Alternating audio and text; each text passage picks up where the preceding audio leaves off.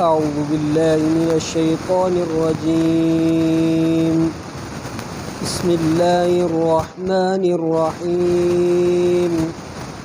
وما محمد إلا رسول قد خلت من قبله الرسل أفإن مات أو قتل انقلبتم على أعقابكم ومن ينقلب على عقبيه فلن يضر الله شيئا وسيجزي الله الشاكرين.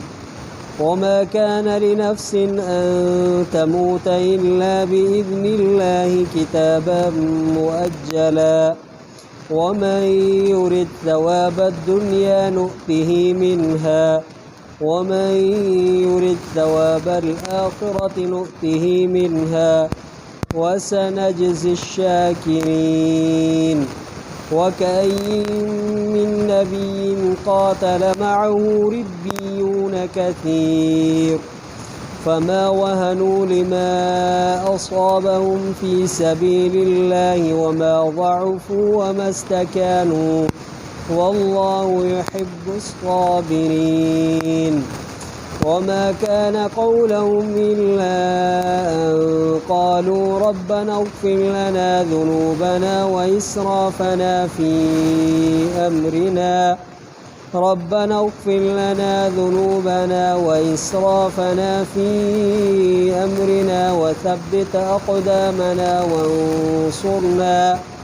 وانصرنا على القوم الكافرين. فآتاهم الله ثواب الدنيا وحسن ثواب الآخرة والله يحب المحسنين. صدق الله العظيم. ऐना है मोहम्मद सल्लल्लाहु अलैहि वसल्लम मगर रसूल। बेशक गुज़री चुका इन खां पहिरियों केतिराई रसूल। छा पोइ जेकॾहिं फ़ौत थी वियो, मुंतकिल थी वियो, इंतिकाल करे वियो या क़त्ल कयो वियो, फिरी वेंदो तव्हां पंहिंजे खुड़िन ते ऐं जेको फिरी वेंदो पंहिंजे खुड़िन भर उहो हरगिज़ न नुक़सान ॾींदो अल्लाह ताला खे कंहिं बि शइ जो ऐं अन क़रीब बदिलो ॾींदो अल्लाह ताला शुक्रगुज़ारनि खे। नाहे कंहिं बि नफ़्स जे लाइ मरण मगर अल्लाह जे हुकुम सां इजाज़त सां वक़्तु मुक़ररु ते। ऐं जेको माण्हू इरादो करे थो दुनिया जे सवाब जो त ॾींदासीं असां इन्हीअ खे इन मां, ऐं जेको माण्हू इरादो करे थो आख़िरत जे सवाब जो त ॾींदासीं असां इन्हीअ खे इन्हीअ खां, ऐं अन क़रीब बदिलो ॾींदासीं शुक्रगुज़ारनि खे। ऐं केतिराई नबियनि खां जो क़िताल कयो, इन्हनि सां गॾिजी अल्लाह वारनि घणनि पोइ न सुस्त थिया, उन जे करे जो तकलीफ़ पहुती इन्हनि खे या पहुतो इन्हनि खे अल्लाह जे रस्ते में, ऐं न कमज़ोर थिया ऐं न आजिज़ी ज़ाहिर कयूं। अल्लाह ताला मुहबत करे थो सब्र कंदड़नि सां। ऐं न हुयो चवण इन्हनि जो मगर जो चयूं ए रब असांजा माफ़ फरमा असांजे लाइ असांजा गुनाह ऐं असांजे हद खां लंघी वञण असांजे मामले में, ऐं साबित फरमा असांजे क़दमनि खे ऐं मदद फरमा असांजी काफ़रनि जे क़ौम ते। पोइ ॾिनो इन्हनि खे अल्लाह ताला दुनिया जो सवाब ऐं आख़िरत जो सुहिणो सवाब। ऐं अल्लाह ताला मुहबत करे थो नेकोकारनि सां। सूरह आल इमरान जो 15 रुकू, चौथे सिपारे जो 6 रुकू, आयत नंबर 143 का आयत नंबर 148 ताईं मुकम्मल रुकू तर्जुमे समेत तिलावत कयोसीं। इन्हनि आयात जो इख्तिसार सां तफ़सीर अरबी तफ़सीर मज़हरी मां सफ़ो नंबर 147 जुल्द नंबर 2 मां पेश ख़िदमत आहे। पहिरीं आयत उन में उन जो शान नुज़ूल ऐं उन जो तफ़सीर हिन तरह आहे। जंग ओद में जॾहिं मुसलमाननि खे थोरी तकलीफ़ पहुती ऐं मुंतशिर थी विया, उन मौक़े ते हुज़ूर सल्लल्लाहु अलैहि वसल्लम पंहिंजे जॻह खां हिकिड़ी गिराठ बि हेॾे होॾे कोन थिया ऐं नबी सल्लल्लाहु अलैहि वसल्लम सां उते 15 सहाबी मौजूद रहा, जिन में 8 मुहाजिर, उन्हनि में हज़रत अबू बकर सईं, हज़रत उमर सईं, हज़रत अली सईं, हज़रत तलहा, हज़रत ज़ुबैर, हज़रत अब्दुर्रहमान बिन औफ़, साद बिन अबी वक़ास, अबू उबैदा बिन जर्राह ऐं 7 अंसारी सहाबा हिबाब बिन मुंज़िर, अबू दुजाना, आसिम बिन ताबित, हारिस बिन सम्मा, सहल बिन हुनैफ, साद बिन माज, किन रिवायतुनि में अचे तो साद बिन उबादा, मोहम्मद बिन मसलमा रिज़वानुल्लाहि ताला अन्हुम अजमाइन। ये 15 सहाबी सगोरा मैदान उहद में नबी सल्लल्लाहु अलैहि वसल्लम सां इन मौक़े ते गॾु रहिया। बाक़ी त 313 सहाबी 300 त हलिया विया, बाक़ी मुनाफ़िक निकिरी विया, बाक़ी सहाबा जी जमात जेको आहे मुंतशिर थी वई हेॾे होॾे। इन जंग में नबी सल्लल्लाहु अलैहि वसल्लम जे चेहरे अनवर के दुश्मनन तलवार सां 70 वार कया, पर अल्लाह ताला हर मौक़े ते हिफ़ाज़त फरमाई ऐं उत्बा बिन वक़ास अल्लाह जे रसूल जी उन ते लानत आहे। 4 पत्थर हयईं जंहिंमां साईं जन जी रुबाइया मुबारक माना 4 ॾंद मुबारक शहीद थी पिया। जंग उहद में साईं जन जा 4 ॾंद मुबारक शहीद थी पिया। साईं जन जो चप मुबारक हेठियों ज़ख़्मी थी पियो। हातिब बिन बलतात इन दुश्मन इस्लाम उत्बा बिन वक़ास के क़त्ल कयो ऐं उन जी मुंडी अची नबी सल्लल्लाहु अलैहि वसल्लम जे ख़िदमत आलिया में पेश कई। पोइ साईं जन ॾाढा उन ते ख़ुशि थिया ऐं उन जे लाइ दुआ फरमाई। उन दुश्मन इस्लाम जो उते ई अल्लाह ताला जेको आहे जहन्नम रसीद उनखे कयो। नबी सल्लल्लाहु अलैहि वसल्लम इन में ज़ख़्मी थी पिया। साईं जन जो मुबारक खून वही पियो। साईं जन जे ॾाढ़ी मुबारक ते हो खून वही आयो। अब्दुल्ला बिन उमैया साईं जन जे गिटे मुबारक के ज़ख़्मी करे ॾिनो। इन जंग उहद जे मौक़े ते साईं जन के जेको ख़ोद पायल हो, ख़ोद हिकिड़ो टोप ॾिसंदा आहियो तव्हां, फ़ौजी ख़ासि करे पाईंदा आहिनि, उन्हनि खे साम्हूं लोह जूं तारूं लॻल हूंदियूं आहिनि, इहो पायल हुयो। पोइ इन ख़ोद जूं 2 तारूं साईं जन जे ॻलनि मुबारकनि में गिटनि मुबारकनि में घिरी वियूं। पत्थरनि जो हमिलो थियो, पथरा थियो त साईं जन जे हिन ॻलनि मुबारकनि में गिटनि मुबारकनि में 2 इहे तारूं, इहे शीखूं जेके हूंदियूं जहिड़े क़िस्म जूं उन ज़माने में जहिड़े क़िस्म जी हुयूं, साईं जन जे मुबारक ॻलनि में लही वियूं। अब्दुल्ला बिन कमिया साईं जन जे शहीद करण जे इरादे सां साम्हूं आयो। पोइ उनखे हज़रत मुसअब बिन उमैर नबी सल्लल्लाहु अलैहि वसल्लम जंहिंखे झंडो ॾिनो हो, उन साईं जन जे दिफ़ा जे लाइ पंहिंजे जान जो नज़रानो ॾिनो ऐं इब्ने कुमैया उनखे शहीद करे विधो ऐं उन इहो सम्झो त मां नबी सल्लल्लाहु अलैहि वसल्लम खे शहीद कयो आहे। पोइ मोटियो ऐं रड़ियूं करे चए पियो त मां मुहम्मद सल्लल्लाहु अलैहि वसल्लम खे शहीद कयो आहे। शहीद करण जो लफ़्ज़ मां तो इस्तेमालु कयां, हुते उन चयो त मां नबी सल्लल्लाहु अलैहि वसल्लम खे क़त्ल करे आहियां। तौबा नऊज़ बिल्लाह। तो इन जे लाइ तफ़सीरनि में आहे त इहे रड़ियूं शैतान पियो करे, अलाह जी उन ते लानत हुजे। जीअं मुस्लमान सुस्त थियनि, मैदान छॾनि। पोइ नबी सल्लल्लाहु अलैहि वसल्लम इब्ने कुमैया जे लाइ फरमाया अकमाक अल्लाह, अल्लाह तुंहिंजी पाड़ पटींदो।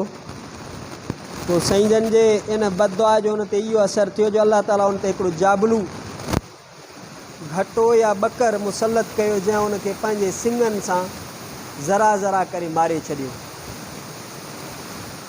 नबी सल्लल्लाहु अलैहि वसल्लम ज़ख़्मी थी पिया, खून काफ़ी वही पियो। साईं जन मथे उथण जी कोशिशि कई ऐं पत्थर जे तरफ़ सहारो वठी बुलंद थियण जी कोशिशि कयूं।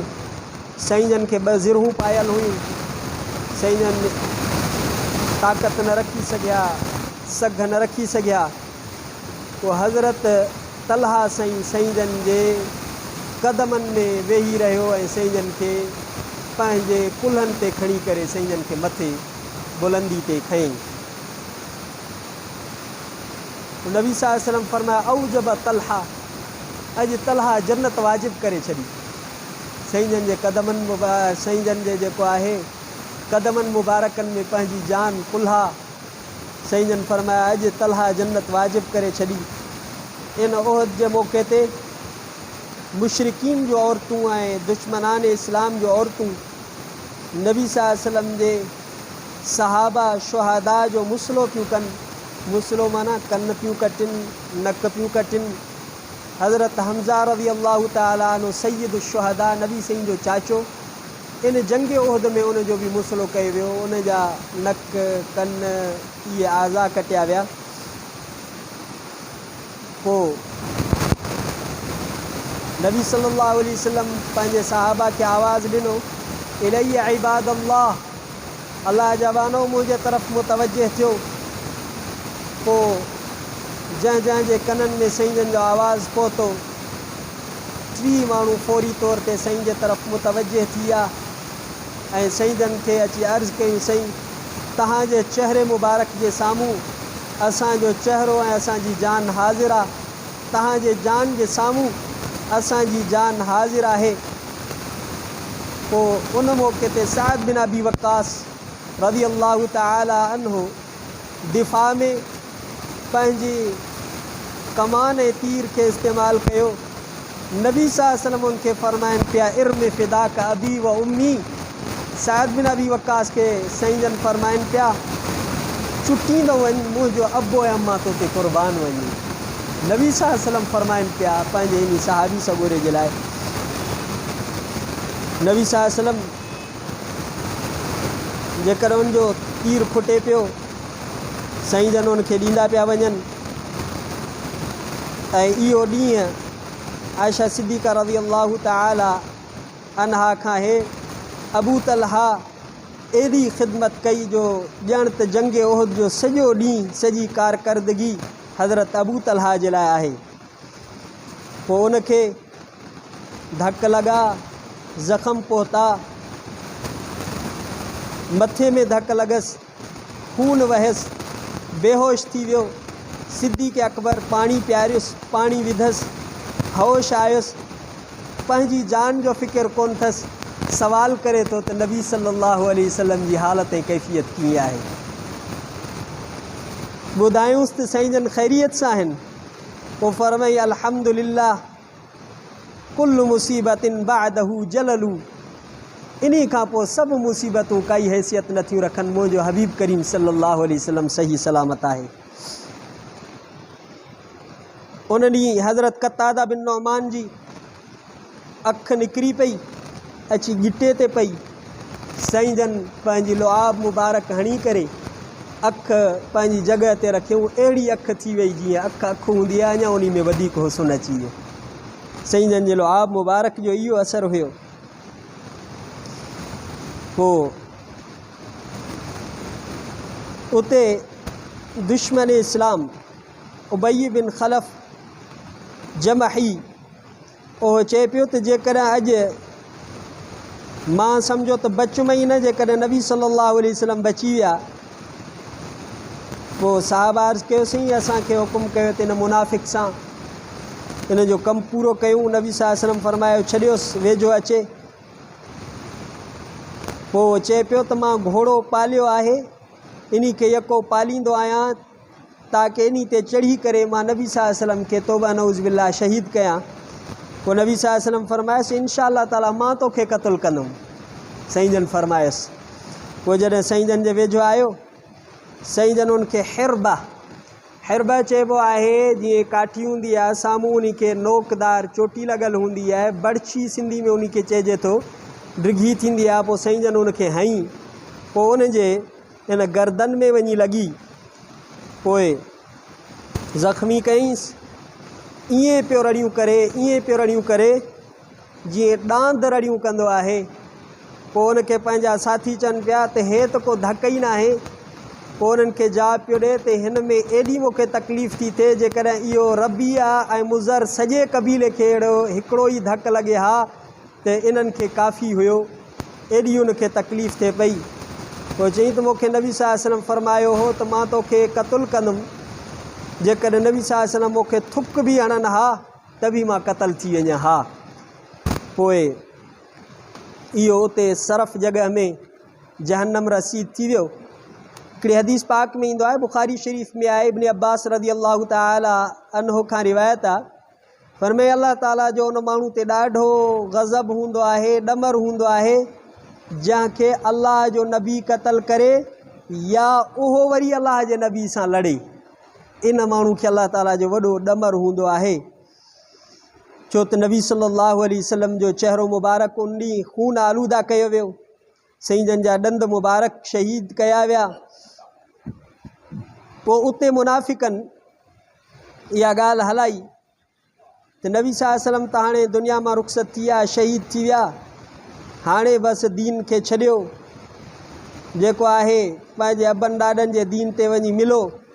उतरे हज़रत अनस बिन नज़र चयो, जेको अनस बिन मालिक जो चाचो हुयो, ए क़ौम, जेकॾहिं नबी सल्लल्लाहु अलैहि वसल्लम शहीद थी विया आहिनि बिलफ़र्ज़ वल महाल, पोइ रब मोहम्मद त शहीद न थियो आहे, उहो त ज़िंदा आहे। रब मोहम्मद सल्लल्लाहु अलैहि वसल्लम जो रब, तव्हां अहिड़ी ज़िंदगी खे छा कंदो? नबी सल्लल्लाहु अलैहि वसल्लम खां बाद में ज़िंदगी कहिड़े कम जी आहे?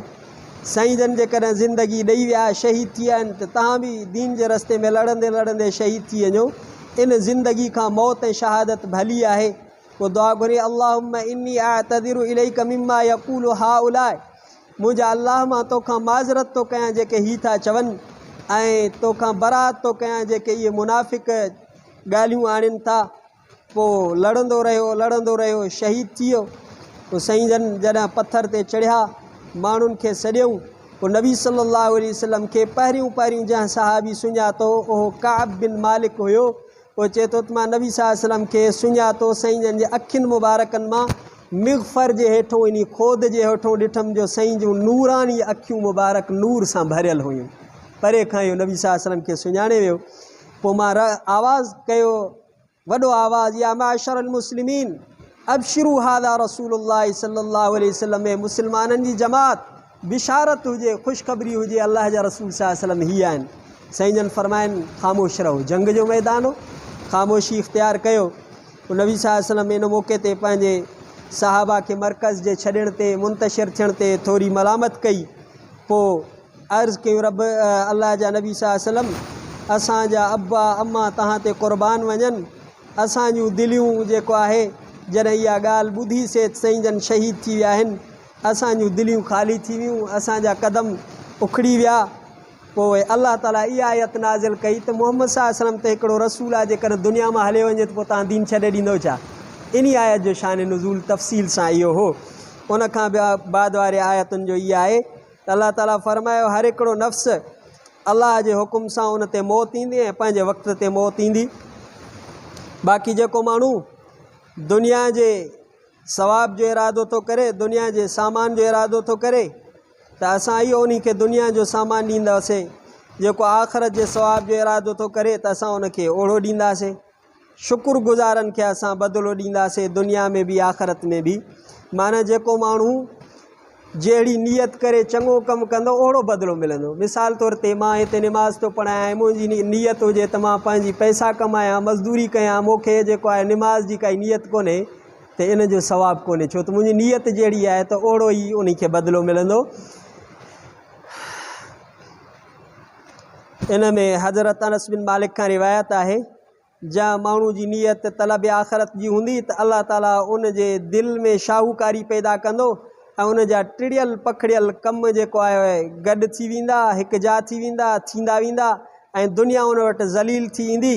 बाक़ी जंहिं माण्हू जी नियत दुनिया जे तलब जी हूंदी त सुञाई उन जे अखियुनि जे आॾो हूंदी, उन जा मामला टिड़ी पखड़ी वेंदा ऐं इहे उन जा पूरा कोन थींदा जेके अलाह तक़दीर में लिखियलु हूंदसि हुई।